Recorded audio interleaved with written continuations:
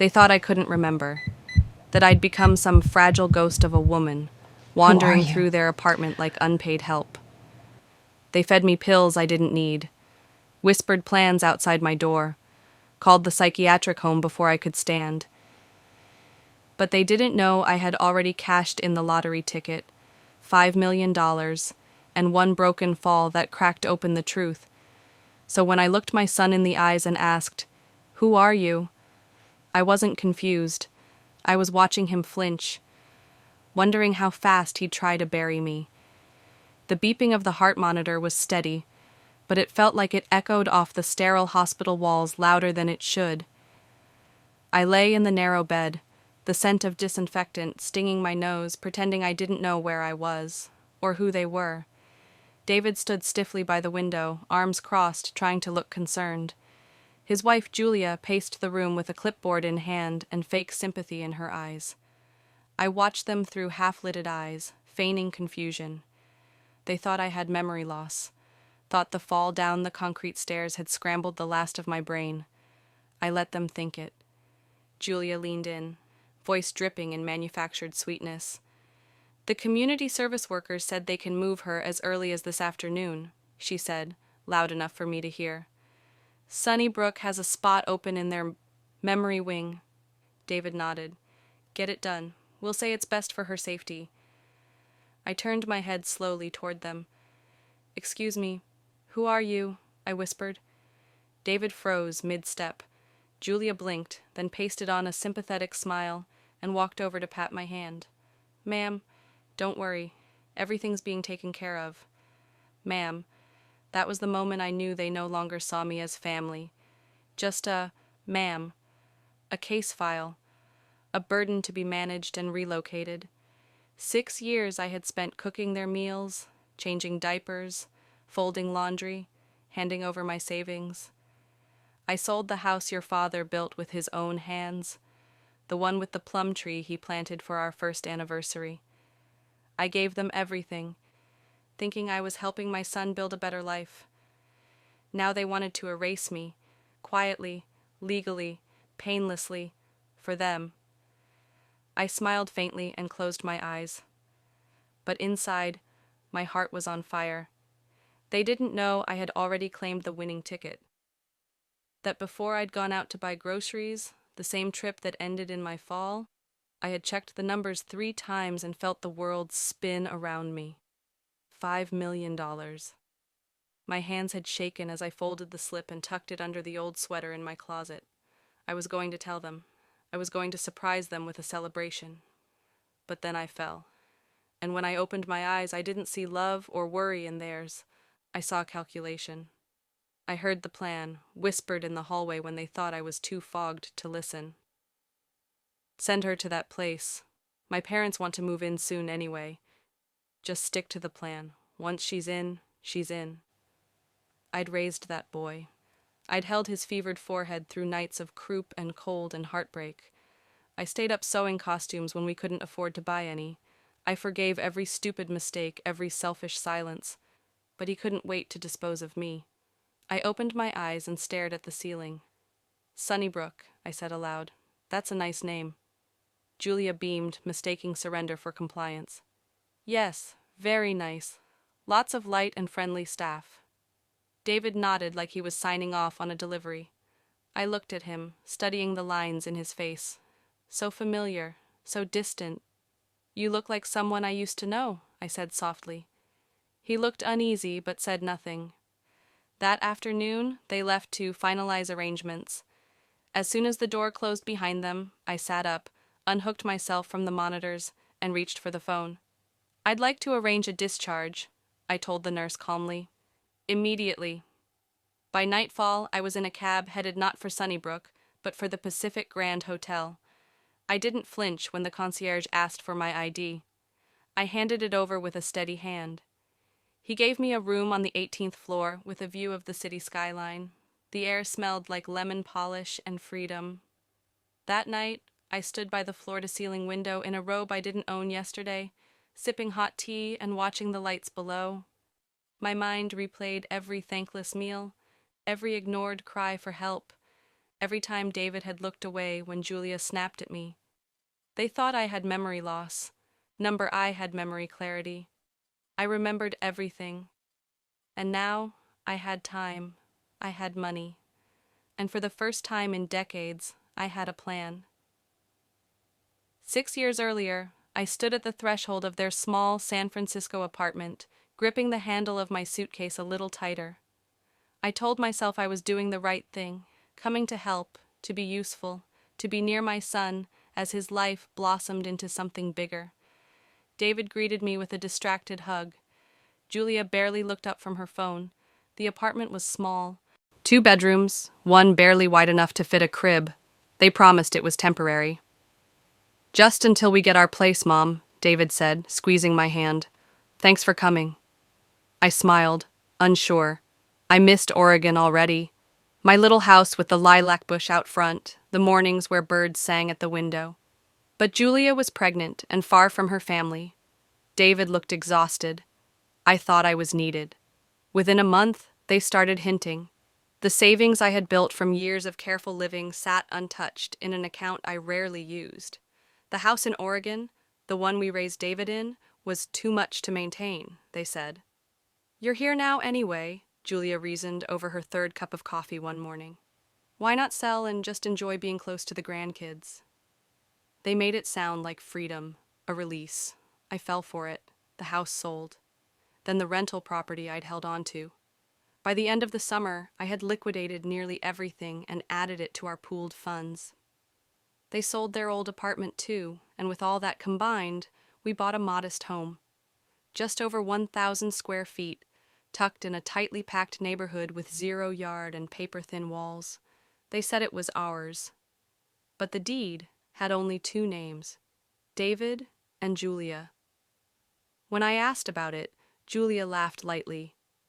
"It's just paperwork, Mom. We all live here, right? What's mine is yours." That was the last time she said something warm to me. Then the baby came, Matthew, a big, beautiful boy with David's eyes and Julia's frown. I held him like I was holding the sun. For a while, I felt needed again. I got up at dawn to warm bottles, learned the subway system to buy groceries, cooked dinner every single night. 2 years later, Olivia arrived. A quiet, wide-eyed girl who clung to me more than anyone else. Julia said it was because I spoiled them. David said nothing. I gave and gave. 6 years passed in a blur of diapers, laundry, and aching knees. I had no room of my own. My bed was a mattress in a corner of the living room curtained off for privacy. I stopped going outside. My hips hurt, my eyes dimmed, my back stiffened. I started to forget what my own voice sounded like. Every now and then, a letter from Oregon would arrive. Friends from my walking club, church, or community classes. They'd write about dancing on Tuesdays, potluck Sundays, how much they missed me. I never wrote back. What would I say? I live in my son's house, invisible except when something's burned or missing. My world shrank to a stovetop and 2 children I loved more than life, who slowly learned to look at me the same way Julia did, as a fixture, not a person. And still, I stayed quiet. The insults came in whispers, then in open air. Julia correcting my cooking, snapping when I asked where the peanut butter went, rolling her eyes when Olivia ran to me for hugs instead of her. David always looked away. If I said something, he'd sigh and rub his forehead. "Don't start, Mom. Julia's under a lot of stress." So was I. But I wasn't allowed to show it. When I hinted at moving out, David shook his head. "Where would you go?" he said. "You gave us everything, remember?" He didn't say it cruelly. That was the part that hurt most. He said it like a fact, like my life was already over. I started playing the lottery on Tuesdays, just for a lark. I'd buy 1 ticket, then sit by the window after everyone had gone to bed and imagine something better, not yachts or fur coats, just a room with a door, a quiet morning, a hot cup of tea I didn't have to rush. Then, one Tuesday, I scratched the ticket, and everything changed. The grocery bags were still clutched in my hands when I missed the stair. It was the second to last step, just a misjudged tilt of the foot, but it sent me tumbling. My shoulder hit the railing hard, and my head cracked against the concrete like a dropped plate. Everything went black. When I woke up, fluorescent lights buzzed overhead, and a nurse with soft eyes was checking my pulse. I could feel the throb in my skull, a deep pulse behind my right eye. Mild concussion, the doctor said later. You might experience temporary memory issues, disorientation. I nodded, but something in me had already clicked into place. When David walked in, he looked calm, too calm. "Hey, Mom," he said, his voice flat, rehearsed. "You're safe. We're getting things taken care of." Julia hovered in the doorway. She didn't speak to me, just stood there, fingers curled tightly around the strap of her purse like she was late for something. That was when it happened. A flash of something in David's eyes. Impatience? Relief? I wasn't sure, but it set off a siren in my head louder than any pain. I closed my eyes again, let my lips part slightly. When I opened them, I forced a tremble into my voice. "Who are you?" David froze. Julia stepped back half a pace. "Mom," he said carefully. "It's me, David." I blinked slowly. "David," I said, drawing out the name like it was foreign. "Where am I?" The silence between them crackled. "I'll get the nurse," Julia said, turning on her heel. But she didn't. She lingered just outside the door. I strained my ears and heard them whispering.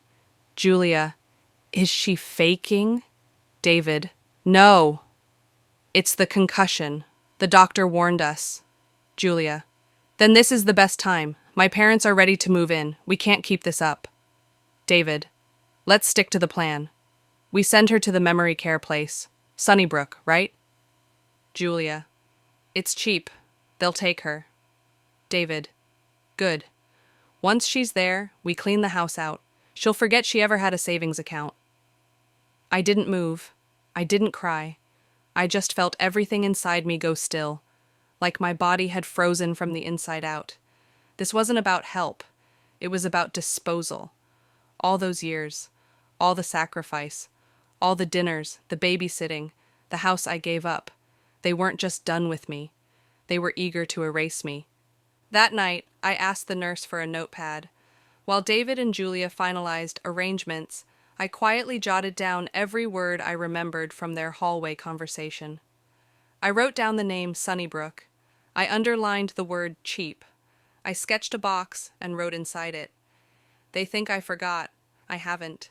When David returned, he had a smile so fake it felt sticky. "Ma'am," he said, not even trying to disguise it now.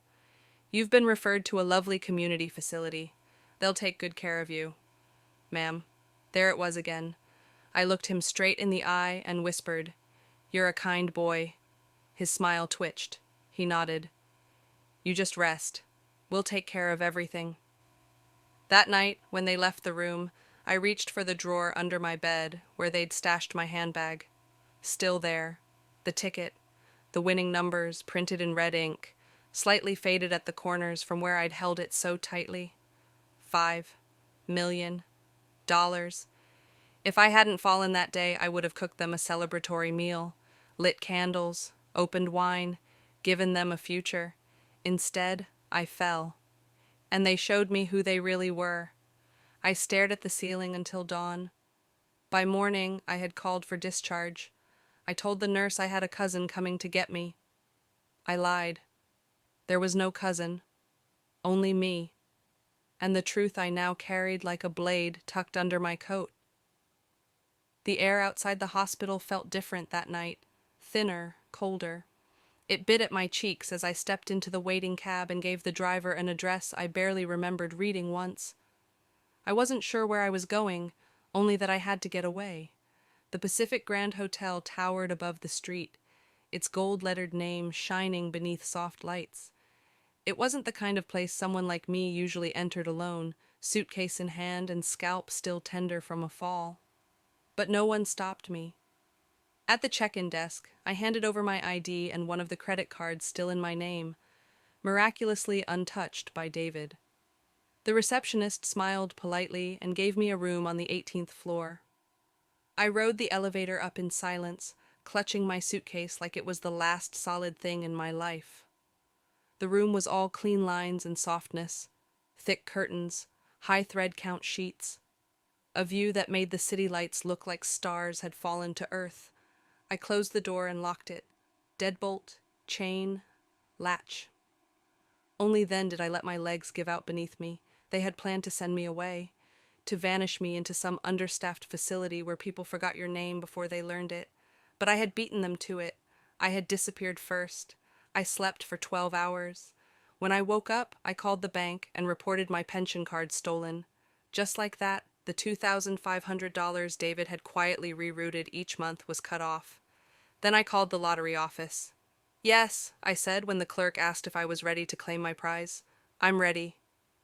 That afternoon, while David and Julia were probably signing paperwork to commit me, I was signing forms to claim the check that would change my life forever. After taxes, just over $4 million went into a brand new account under my name alone. And still, I told no one. I didn't want revenge. I wanted clarity. I wanted to see what they would do if I was no longer useful. By evening, they noticed. My phone lit up. Calls from David, then Julia, then unknown numbers. I let them ring. When a voicemail finally came through, I listened to David's voice wrapped in counterfeit concern. "Mom, where are you? They said you left the hospital early. We were just about to pick you up." I stared at the phone like it had grown fangs. Pick me up and drop me off, like dry cleaning, like luggage. Later that night, a call came from a number I didn't recognize. I answered it out of instinct. "Hello, may I speak to Helen?" a chipper voice asked. "This is Fiona Fowler, director of Sunnybrook Memory Care. We were expecting you this afternoon. Is everything all right?" I almost laughed. "Director Fowler," I said, my voice calm, "I've made other arrangements. Thank you, but I won't be needing your services." A pause. Then the professional voice returned. "Of course. But I must inform you, your son has already prepaid for 3 months of care. That's $9,000. Should we process a refund?" I didn't hesitate. "Keep it. Consider it a donation. But don't contact him again. I'm not in his care." She seemed surprised, but didn't press. I hung up and stared out the window, watching headlights crawl up and down the street like ants with somewhere important to be. That's when it hit me. Not just what David and Julia had tried to do, but how close I had come to letting them. For 6 years, I'd shrunk myself into something smaller than silence. And now, for the first time in decades, no one knew where I was. No one could reach me, and no one controlled my life.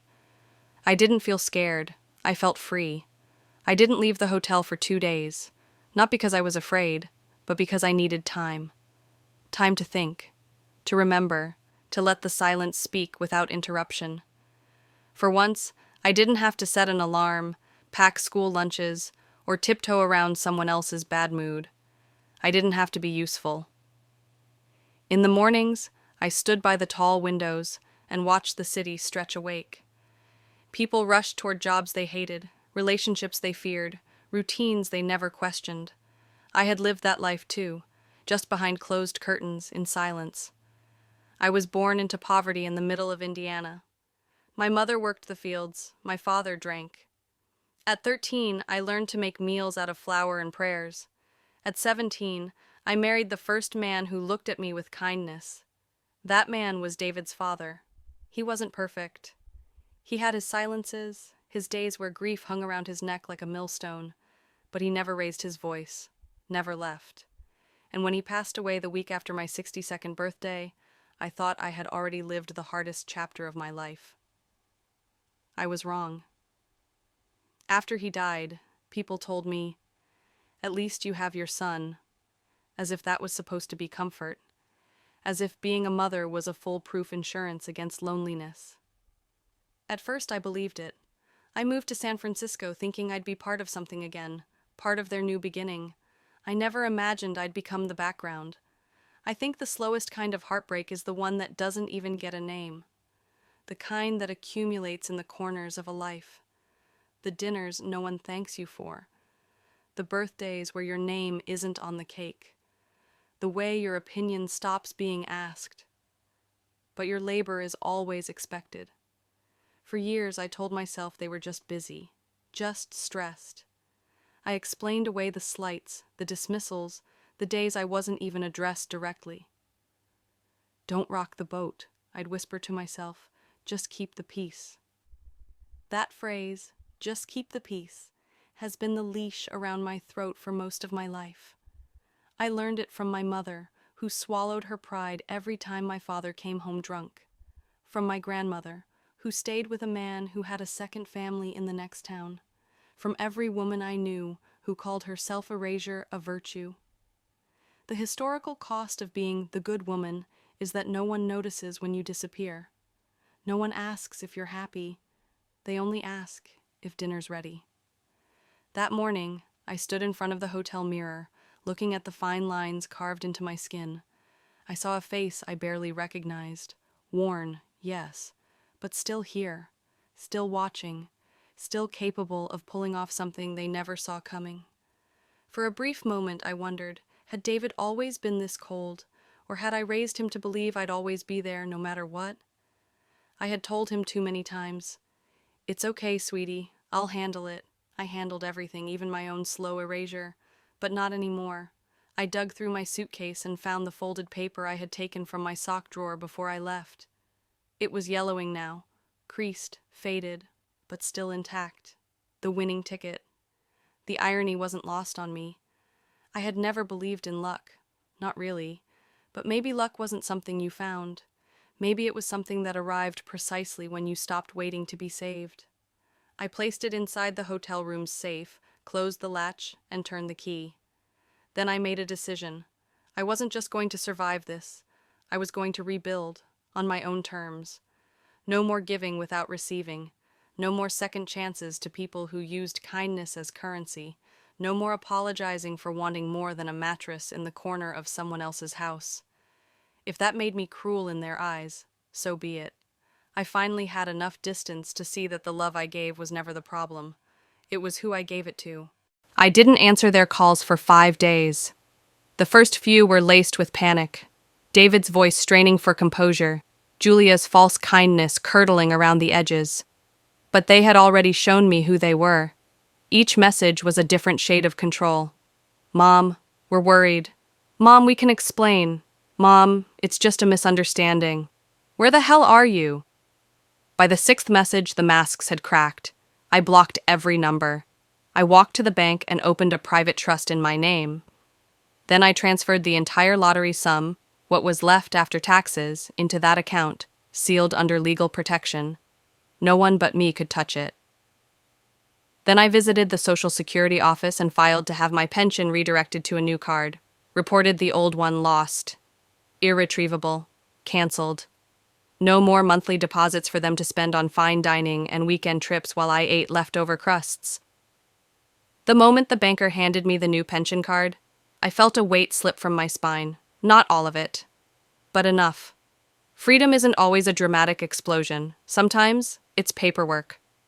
That afternoon, I walked back toward the old apartment building, not to return, but to close a door. At the entrance, I saw Jason, the young security guard who had called 911 the day I fell. He looked surprised, almost breathless with relief. "Miss Helen, you're okay. I've been wondering..." He trailed off when he saw my suitcases. "Are you... going somewhere?" I gave him a soft smile. "Just clearing my mind." He scratched the back of his head, unsure whether to press. Jason wasn't family, but he had looked more worried in 2 seconds than David had in 6 years. He helped carry my bags to the curb, offered to call a cab, stood beside me like a quiet sentry until it arrived. When I stepped into the car, I turned to him and said, "Jason, don't tell them you saw me. Let them think I've disappeared. Let them think I forgot them. It's easier that way." He nodded slowly, eyes dark with understanding. "I won't say a word, Miss Helen. I promise. Back at the hotel, I ordered dinner to my room, steak, asparagus, tiramisu, not because I was hungry, but because I could. As I ate alone, the phone rang again. I almost didn't answer, but curiosity won out. "Hello?" "Miss Helen?" A new voice, professionally pleasant. This is Fiona Fowler, Director of Sunnybrook Memory Care. We tried to reach you earlier. I just wanted to confirm your new residence. Your son prepaid for your stay, $9,000. I laughed. I couldn't help it. It bubbled out of me like champagne, cold and sharp. Director Fowler, I said gently, consider it a donation. And kindly don't speak to my son again. I no longer belong to him.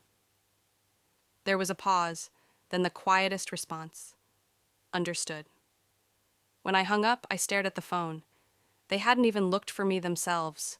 They'd outsourced it to someone else, like mailing off a broken appliance. I wasn't a mother to them. I was a transaction. The next morning, I wrote 2 letters, one to a lawyer requesting legal consultation, the second to myself. It wasn't long, just a few lines. You are no longer someone's burden. You are not defined by the family who failed you. You have power. Use it. Then I signed it. Helen, not mom, not ma'am, just me. David came home humming. Julia was on the sofa, half buried in a glossy travel brochure, Maldives, Santorini, Bora Bora. Her smile was soft, dreamy, like she was already on a white sand beach sipping something expensive. I called the facility, she said, not looking up. They said Helen should have arrived by now. David pulled off his jacket. Good. We'll swing by next week for the paperwork, maybe see about getting that back room repainted.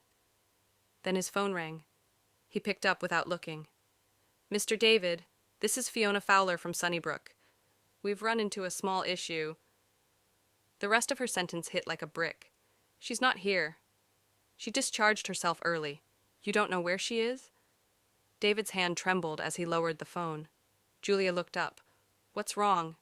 She's gone. What do you mean, gone? She never checked in, left the hospital before they picked her up. Julia's brochure slid from her fingers. They spent the next few hours like 2 mice trapped in a suddenly dark kitchen, searching, whispering, pacing. They called her cell, disconnected. They checked the bank account tied to her pension. Card, reported lost. They called the hospital. She's been discharged, the nurse said, confused. Didn't she go home with you?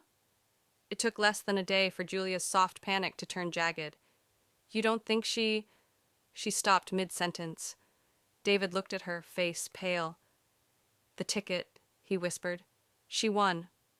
He said it like a confession, like someone describing a nightmare they just remembered was real. She didn't forget anything, Julia said, her voice rising. She pretended. That "who are you" crap, she was testing us. David didn't answer. He just stared at the wall.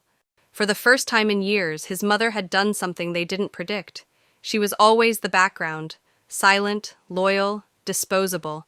Now she was a shadow they couldn't locate, a risk they hadn't calculated. 2 more days passed. The house grew quiet, oppressive. Then the envelope arrived. Legal stationery, heavy paper, his name typed in bold. Financial restitution and recovery of misappropriated funds. David's breath caught as he read the contents. Julia's voice cut through the air behind him like a knife. What is it? She hired a lawyer. The letter was brief but cold. Helen had purchased a property under her name. Helen was now seeking return of the $300,000 in savings and property liquidation that she had contributed during her time living with them. Legal action was imminent if they failed to comply. Julia snatched the letter. She bought a place? David said nothing. How did she even... She stopped herself. The ticket. Julia dropped into the nearest chair. This can't be real. She's old. She was supposed to forget. We were supposed to get the house, the account, everything. But it was real. Their plan, so carefully rehearsed, so smugly crafted, was collapsing, and they had nothing to cling to, not even sympathy. The next morning, David tried calling again from a burner number. Helen answered. Her voice was clear, unshaken, cold. You're my son? She said softly. Didn't you call me a community placement? Weren't you going to send me where people forget their names and never come back? Mom, listen. I listened, while you whispered in hospital hallways, While I served your dinner and watched your children. I listened, David, and now I'm done. Click. He stood in the kitchen with the deadline buzzing in his ear, staring into nothing. Julia leaned against the counter. What did she say? He lowered the phone. She hung up. They both stood there empty-handed, and this time there was no plan. The apartment was sleek, sunlit, and entirely mine. Harbor Place, 18th floor, floor-to-ceiling windows with an uninterrupted view of the bay where the sea kissed the horizon like an old lover returning home. When the agent handed me the keys, she said, "Congratulations, Miss Harlow." Paid in full. I signed the final document with steady hands. No husband, no son, no permission needed. The first thing I did after the movers left was pull open every curtain, let the light in, let the air circulate. The silence was different here, not heavy like it used to be, not the silence of being ignored. This was peace. The concierge sent up a welcome gift, a bottle of wine and a fruit basket. I smiled, thinking of the last time someone gave me something without expecting repayment. Then the doorbell rang. Jason. He stood there sheepish, his wife Anna beside him. They were holding flowers, real ones, not the cheap kind from corner stores. Anna smiled wide, her eyes bright with kindness. "We wanted to check on you," Jason said. "We're glad you're okay." I welcomed them inside, offered tea. For the first time in years, I had guests who weren't there to use me. We sat in the living room. Anna, soft-spoken but sharp-eyed, told me how she and Jason were barely getting by, sharing shifts, sleeping in the security office, searching for something permanent. "I used to work as a caregiver in Fresno," she said, looking down. "But I left the job to follow Jason. I couldn't stand being apart." Her voice trembled slightly, not from weakness, but from conviction. That's when I made the offer. "Move in," I said. "There's an extra room. It's got a private balcony." They both blinked. Jason stammered, "No, Miss Helen, we couldn't possibly—" "You can," I said gently. "You'd be doing me a favor. It's too quiet here. And Anna, you'll help me with some things." She tilted her head. "What things?" "Like buying furniture, trying new recipes, choosing which painting class to join." She laughed, a sound that felt like spring water over stone. Jason looked at me, then at his wife, and finally nodded. "If you're sure." "I've never been more sure." And just like that, my home became a little warmer. Anna filled the apartment with life, arranging flowers on windowsills, seasoning food with memories I hadn't tasted in decades. Jason fixed the squeaky bathroom door, replaced the shower head, and brought back stories from the security booth every evening. We weren't a family by blood, but we became one by choice. One morning, I caught Anna on the phone, her voice polite and cheerful. When she hung up, she turned to me, eyes glowing. "I got the job," she said. "Full-time caregiver at Sunnybrook." I paused. "Sunnybrook?" She nodded. They remembered my old resume. "And Director Fiona, she said they were impressed by how I spoke about you. She even said if you ever needed anything again, they'd be honored to care for you." The irony wasn't lost on either of us. "Don't worry," Anna said with a smile. "I won't tell them you're the woman who sent back their check with a thank you note and a warning." I laughed so hard I nearly cried. She would work for the same place my son tried to dump me in. But on her terms, on mine. That evening, we sat around the dining table eating Anna's chicken and dumplings. Jason insisted on doing the dishes while Anna combed through apartment listings online. I watched them with quiet affection. This was what I'd waited for. Not just escape, but connection. Not just peace, but purpose. I was no longer surviving. I was beginning again. It came in a white envelope tucked between bills and real estate offers. No return address. Just my name, Helen Harlow, typed cleanly, impersonally. I opened it at the kitchen table, coffee cooling by my hand. A legal notice. David was contesting the transfer of assets. He claimed I had gifted him the $300,000 and was now acting irrationally due to age-related instability. He wanted to settle quietly, no court, no press, just signatures. The audacity stung more than the ink. Jason walked in mid-sentence, saw the tremor in my hand, and stopped short. "Everything okay?" I handed him the letter, his brows furrowed. He's suing you? He's pretending I don't know what he did, I corrected. Anna took the letter gently, read it twice, and asked, "Do you want to fight?" I didn't answer immediately. Instead, I stood and walked to the window. Outside, the bay shimmered like liquid armor. "Not for the money," I said at last. "For my name. For my voice." 2 days later, I sat across from my new attorney, Michael Brown, silver-haired, steady-eyed, and no stranger to family betrayal. "You're not just reclaiming assets," he said after reviewing the documents. "You're reclaiming narrative." "Good. They don't deserve to own that either." He filed the paperwork within 24 hours. Word spread quickly. Julia sent a message via an old mutual contact, one of those saccharine, "let's talk this out" like family lines wrapped in shame and performance. I didn't respond. Instead, I prepared. Anna, still working at Sunnybrook, arranged for Director Fiona to write a formal statement that David had prepaid for the cheapest available room and never once asked for medical updates. That he'd insisted on her being picked up quietly. It wasn't just testimony, it was character. When we told Jason, he looked stunned. "She's willing to testify?" Anna nodded. She was disgusted, actually. I breathed deeply, feeling something solid settle in my chest. Not revenge, resolution. The night before the court hearing, I sat on the balcony alone. The sea air was colder than usual, bracing, honest. A part of me still hurt. Of course it did. He was my son, the child I gave my whole body and soul to raise. I could still see him small, wrapped in a red blanket, reaching for my hand. But that version of him was gone, and I wasn't going to sacrifice myself for a ghost. When I turned in that night, I slept soundly, not because I knew I'd win, but because I was finally done losing myself. The courtroom was colder than I expected. Quiet, like everyone was waiting for someone to cry or scream. But I didn't flinch. I sat straight in my chair, wearing the same navy blue coat I'd bought the day I claimed the lottery winnings. It was simple, clean, dignified, like I intended to be. David sat across from me, eyes hollow.